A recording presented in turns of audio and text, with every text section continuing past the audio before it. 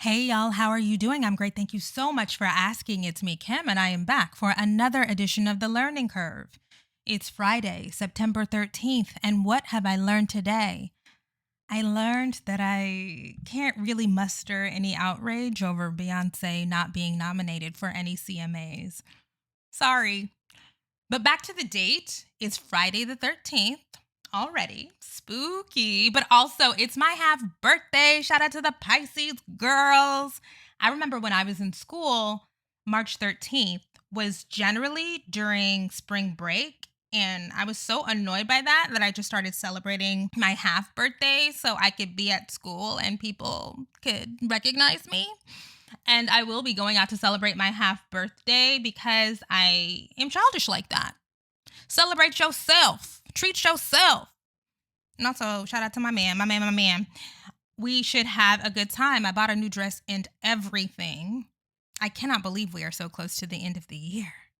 It's nuts. Before I get into the Beyoncé of it all, I have to say, RIP to the legendary Frankie Beverly, the frontman of Maze. He passed away on September 10th at the age of 77. He was a true Black American icon, a real treasure. He gave us so much, from the white baseball cap iconography to an incredible oeuvre. I've been thinking a lot about the joys of Black American life and culture, how grateful I am to my Black boomer parents who, despite their class aspirations, their socioeconomic mobility, they always made sure to root us in the foundations of Black American art, music, literature, film, culture, because my mom stayed in church. And I do believe that the Black American Christian Church is first and foremost a repository of Black American history, but that's another podcast. That was so important for my love and appreciation of not just Black culture, but Black people. When you understand how much it has taken for us to be this brilliant and this creative, you can't hate Black people. They were always very intentional about keeping us connected to Black family, Black people, Black organizations. And I worry that the young Black suburbanites are missing that. And if they are missing that, it's our fault. I was so shocked to learn a couple of weeks ago at my aunt's 70th birthday party that my nieces do not know how to do the electric slide. They are in middle school, and I can't believe that. I cannot believe that they are in 6th grade. But I knew the electric slide when I was 5. I remember being at a family reunion and doing the electric slide when I was 5. As the young, fun aunt who loves Black people and has good rhythm, it is going to be my responsibility to make sure that they know the wobble and the electric slide, and maybe even the bus stop if we're being serious. Oh, if we're going real deep into it, we can do that. Their parents, they're both members of Black Greek letter organizations, and they have Black friends, and they go to Black church, and they're in a Black Girl Scout troop. It's not like they're completely disconnected, but so much of the enculturation that happens around Black American life and culture, it is via osmosis. It's transmitted informally. And a part of the severing of that is Black millennials and Gen Xers being so careful about what they are exposing children to. I know my sister is so serious about no adult themes whatsoever in the TV, in the movies, in the music, but it's time to get more lax. I have decided I am setting up my own bi-weekly Negro schools. We are, of course, going to get into Black American history, but the cultural piece, the music piece, Stevie Wonder's classic period, Anita Baker's Rapture, Janet Jackson, Jodeci, Mary J. Blige, even SZA's Control album. We got to do it. We got to get into brown sugar. We got to get into soul food. This is like Blackish, isn't it? I guess this is just what you have to do. This is what you have to do for the children of privilege. As you get further away from the struggle, you have to be much more intentional about saying, hey, this is who we are. I will absolutely make sure that my nieces know we are one, Golden Time of Day, Joy and Pain, Happy Feelings, Before I Let Go, the original version, not the Beyoncé version. I am grateful to the generations of Black artists and entertainers like Frankie Beverly who said, we're great at this and we're going to share our gifts. The songs still sound so good and they make you feel good. That is the other thing I worry about with the young people. Are you consuming music that makes you feel good? Maybe I'm overly invested in this right now because I did a recent deep dive on Broad Wave. There is a space for depression music, obviously. I believe that the greatest album of all time is Janet Jackson's The Velvet Rope, and that is a depression album. But it also had feel-good songs. A couple. A couple. But the bulk of Janet's discography is not depression music. I just want the kids to love Black people and feel good and appreciate the work that it has taken Black people to sustain such rigorous art forms for all of these years. Anytime one of our icons, one of our legends passes away, I'm reminded of that. Now on to the main topic, Beyoncé and the Country Music Awards. The nominations are out and Cowboy Carter was not nominated for any CMAs. I've had a lot of people tag me in this on Instagram, on Twitter, on Facebook, despite the fact that I am no longer ubiquitous on social media. And I have to be honest, I don't have strong feelings about it. I'm not particularly upset. Here's why. Beyoncé herself said that Cowboy Carter is not a country album. It's a Beyoncé album. And she's right. There are some great country songs on Cowboy Carter. I love Texas Hold'em as a single. I really like 16 Carriages. I really like Protector. But this is not a full-blown country album. Is that controversial? I guess it is because the album was number 1 on the country albums chart and the hot country albums chart, and Beyoncé was the first Black woman to ever do that. That is significant. It is a massive and important achievement. But maybe that wasn't exactly right. I'm totally fine with the internet bullying Billboard into putting Cowboy Carter on the country albums chart. I am so fine with that. However, though Cowboy Carter works as a piece of art, I don't think it works as a country album. Certainly not in the traditional sense. It's beautiful, it's ambitious, it's sonically stunning, even if it is thematically messy. I think we can celebrate the scope of Beyoncé's artistic vision, her relentless ambition, her unmatched ability to execute, and say recognition from the Country Music Awards doesn't really change a whole lot about what it is. And I'll say, even as someone who appreciates the breadth of Beyoncé's vision, I don't think Cowboy Carter is a 10 out of 10 album. I don't think it's a 9 out of 10 album. I would give it 8. I think Renaissance is much more successful.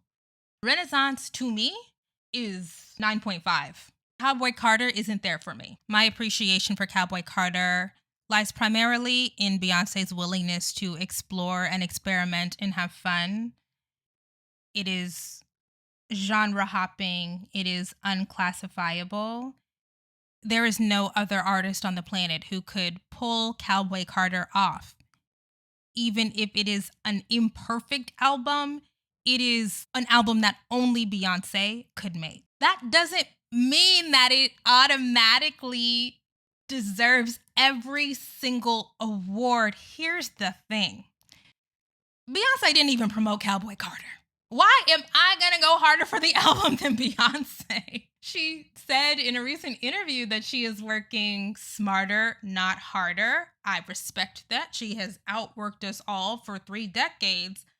But If she is laying in the cut, chilling while the rest of the world is playing Cowboy Carter, what am I supposed to do about that? I believe Beyonce completely understands that her decision to take a step back means that she will not get the same kind of institutional recognition because the country music genre in particular is a stickler for playing the game. It is very insular. Anybody who steps a foot into country music knows you gotta kiss the rings. Still, even in the streaming era, they are serious about their gatekeeping. And it's not just the old people, the young people do it too. Even after Lil Nas X, you can't just slip in there. When Cowboy Carter was released, Beyonce sent out this press release and asserted that she was inspired by a bad experience she had. We can assume that it was the ridiculous pushback after her performance of Daddy Lessons at the CMAs with the Dixie Chicks. Now they're called the Chicks, I'm sorry. I always forget. But I love the Chicks, formerly known as the Dixie Chicks. I think because I'm Black, I can still call them the Dixie Chicks.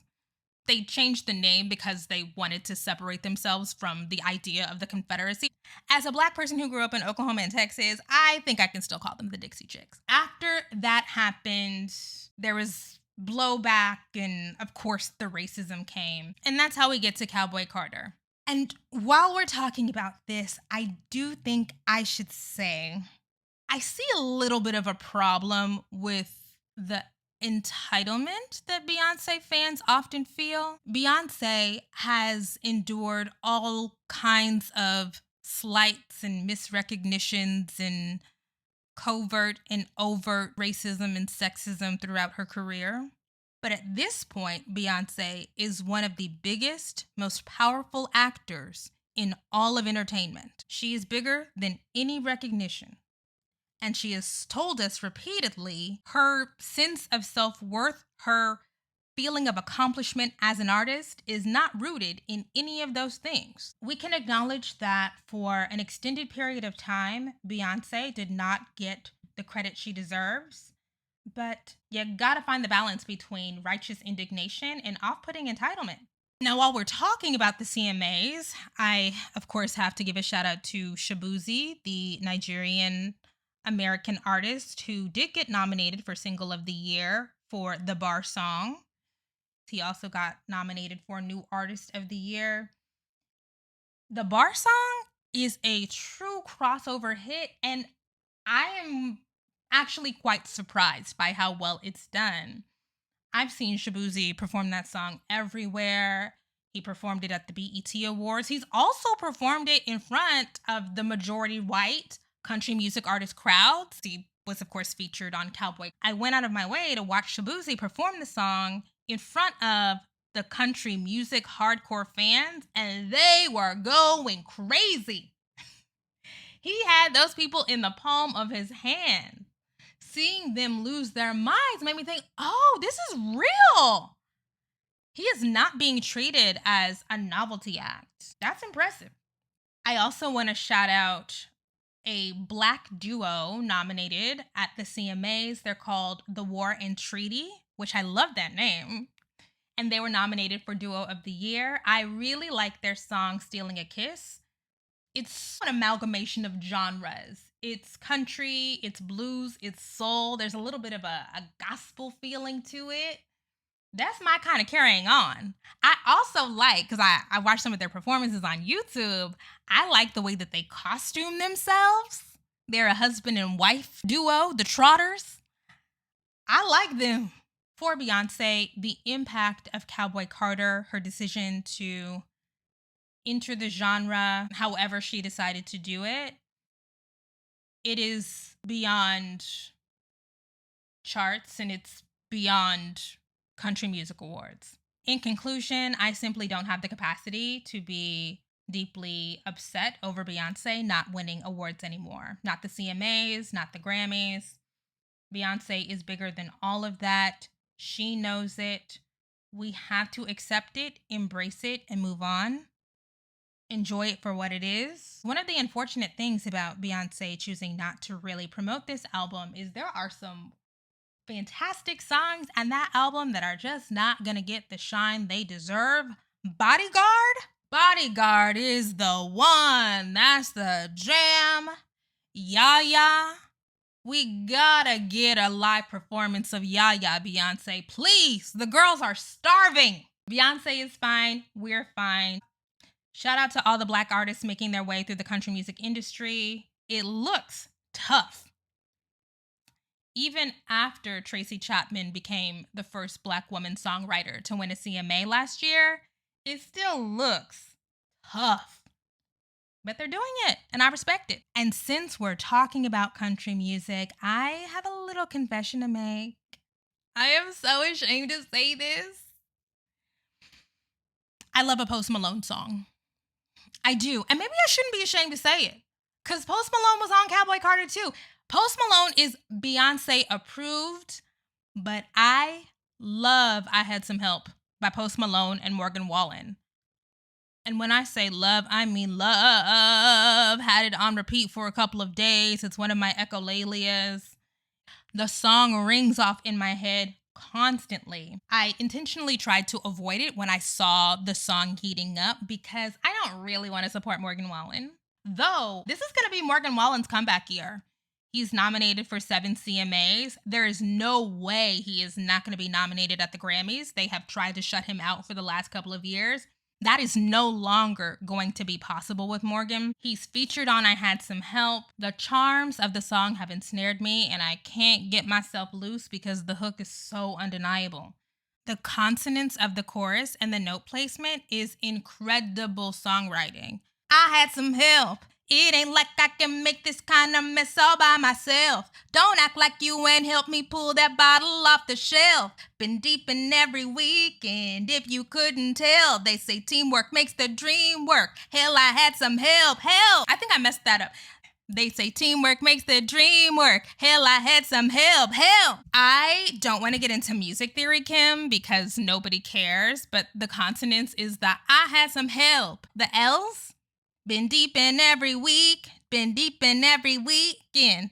Oh, that's good, you guys. I don't know if I do music theory a lot on here, but that's really good.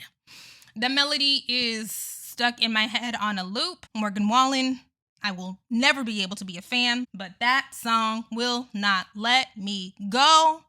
And the more that I've learned about Post Malone as a human, the more interviews that I see of him, how respectful he is, how reflective he is on his past mistakes, I like him. He genuinely seems like a great guy. That makes sense to me. People love to work with him, including the biggest stars in the world, like Beyoncé and Taylor Swift. I might be low-key rooting for Posty. I might be. All right, y'all, that's it for today's episode of The Learning Curve. It is Friday, September 13th, 2024, and that is what I've learned today. If you're hearing this podcast anywhere outside of my newsletter, the podcast as well as my written annotations are available at KimberlyNicoleFoster.co. KimberlyNicoleFoster.co, not .com, because somebody stole that from me years ago. KimberlyNicoleFoster.co is where my newsletter is. There is more content. I go a little bit deeper in the writing and the follow-up because I'm sure I'm going to miss some ideas during this recording. Thanks for listening. I'll talk to you next time. Bye.